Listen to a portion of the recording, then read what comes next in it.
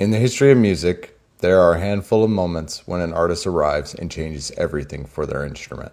For the bass guitar, that moment came with a brash, confident, and utterly brilliant musician from Fort Lauderdale, Florida, Jaco Pastorius. He had a gift that was so undeniable, so utterly fresh, that it felt like he'd simply been born to play. But as we'll see, that genius was only part of the story. Jaco was largely self-taught, but that lack of formal training didn't stop him. Instead, he treated his learning like a scientific experiment, breaking down every note and every nuance. He was known to practice for up to 10 hours a day, sometimes more, famously saying, "I am a musician, not a bass player."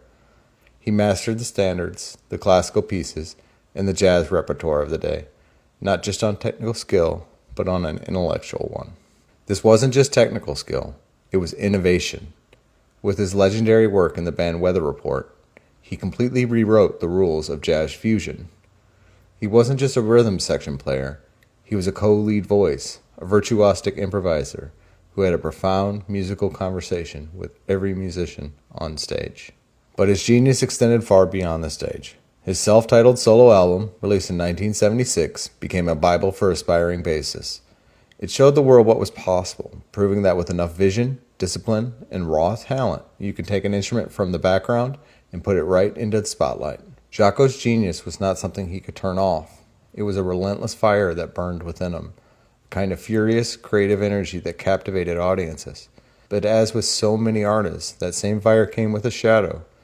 As his fame grew, so did the erratic and at times self-destructive behavior that was becoming more and more a part of his public persona. Jaco Pastorius died on September 21st, 1987, at the age of 35. In the years leading up to his death, he struggled immensely with mental health, which was diagnosed as bipolar disorder.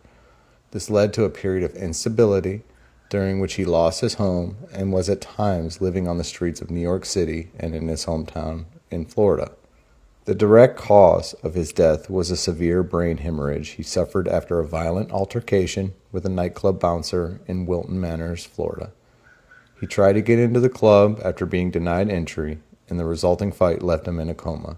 He died 9 days later without ever regaining consciousness.